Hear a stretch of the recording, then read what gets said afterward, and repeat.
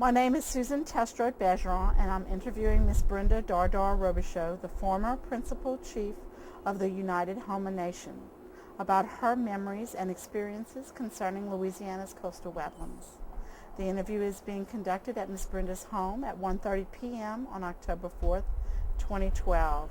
The interview is being conducted in Raceland, Louisiana. Do you understand that portions of this taped interview and pictures taken during the interview will be used in a variety of government publications? Yes, I do. Thank you for speaking with us today. It's my pleasure. Now that we've gone over our written consent forms, I'd like to get some basic information for the taped interview, and then we'll begin our discussion. Okay. Would you please state your full name? My name is Brenda Dardar Robichaud. And could you spell Robichaud? Robichaux. Thank you. What is your birth date and when were you born? My birthday is October 15, 1958, and I was born in New Orleans, Louisiana. Okay. And where did you grow up? I grew up the south end of Golden Meadow, below the corporation limits of the town of Golden Meadow. Okay. And where have you lived as an adult? Most of my adult life I lived down the bayou in Lafourche Parish, and for the last about 15, 20 years I've lived in the central Lafourche area of Raceland. Thank you for giving us the basic information. Can you tell us a little bit about maybe a childhood memory that connects you with our Louisiana wetlands? For me, the wetlands has been a part of my life ever since I can remember. Our family always lived off of the land, and so I had a grandfather who trapped and hunted and farmed for a living. He used plants that grew in our yard as traditional medicine for healing. And so ever since I can remember growing up as a child, I have memories of my grandfather living off of the land. And then when you go to the next generation of my dad, he was a fisherman. And so he trawled his entire life, still did it until just the last couple of years. And he is well an oysterman and living off of the land. And so we've had a great appreciation for what the wetlands has to offer and what nature has to offer for us. When you talk about your role as the former principal chief, how do you feel now as an adult, looking back on those childhood memories, and your role in the Indian nation and the Indian community? I've had great concerns for many years now, because growing up I spent my Saturdays on Elmer's Island. A friend and I would pack up the trunk of my car, we'd spend the day on the beach just thoroughly enjoying ourselves and just the beauty of the area. And now when I cross the Levo Bridge and I look at all open water, it's frightening. I worry about what's happening to our environment with so many hurricanes in recent years, 4 within just a few years' time, and then the recent oil spill. And so I have concerns about what's happening to our environment. I'm worried that the children that I've worked with for so many years are not going to get to see and appreciate the beauty that I grew up with. And so oftentimes I feel that I need to apologize to them, that we should have done more to make sure that our wetlands were restored, that we should have made sure that we kept the oil and gas industry accountable for what has happened to our environment.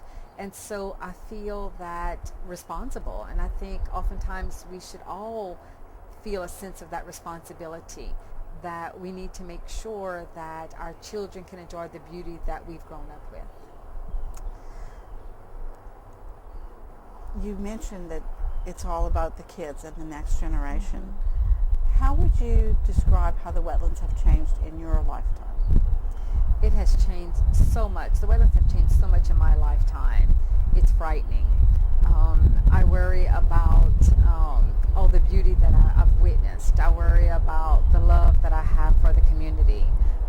Where we once had land, it's now open water. Some of our tribal communities, they would look out their back doors and have acres of land where they'd have farms and raise cattle, and now the water is approaching their back door. And so it's frightening to know that our very existence is being threatened. And so the changes are happening so rapid, and I mean just in my lifetime, in my children's lifetime.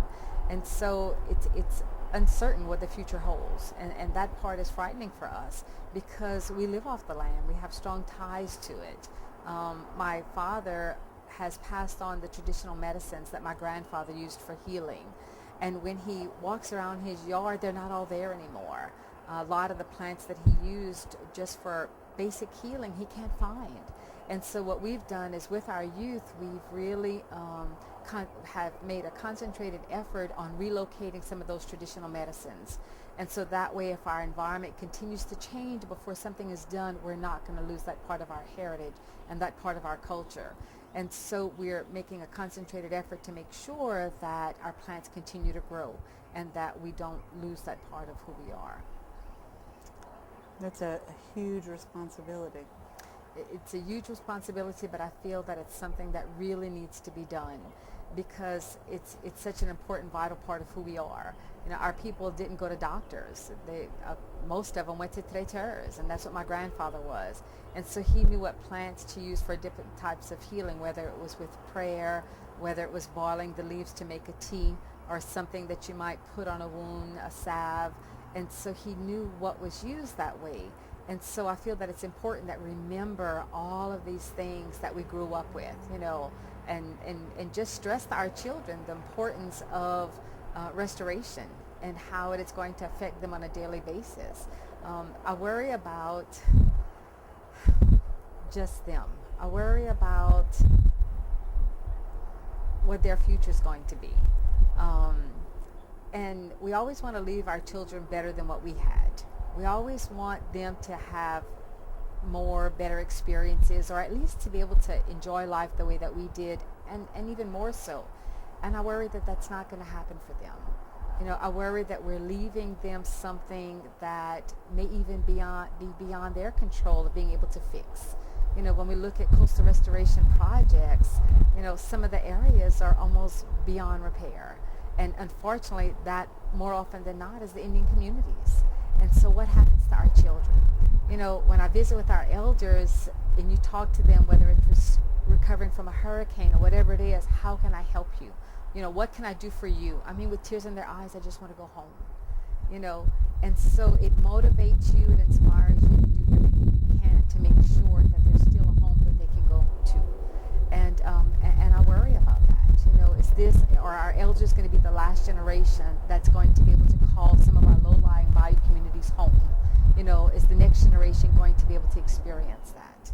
And I don't think that they will. It's very important, the message of home. And I tell people all the time, you know, if this was a war and we were losing land like this to a different nation, That's right.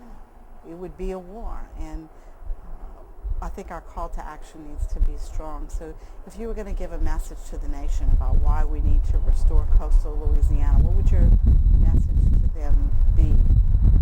I think Louisiana provides a lot to the nation, whether it's with oil and gas, whether it's with our seafood, whatever it is. Our land is rich in so many ways, and the whole United States enjoys the bounty of what Louisiana has to offer. But yet Louisiana is paying the price for what we're offering to the nation without little or no compensation. And not only is Louisiana paying the price, I feel that the tribal nation is paying almost the ultimate price because we're right along the coast. And so we're the first to feel the effects of land loss and of, you know, climate change. It's happening to us first, but it's not going to stop with us. It's going to continue on. It's going to continue on to moving inland and further up the bayou. And so it's not going to stop with us. And so I think that everybody needs to look in the mirror and play a role in what can I do to make sure that Louisiana can survive this. You know, I reap the benefits of what Louisiana has to offer, and how can I play a role to support them in making sure that they can be sustainable.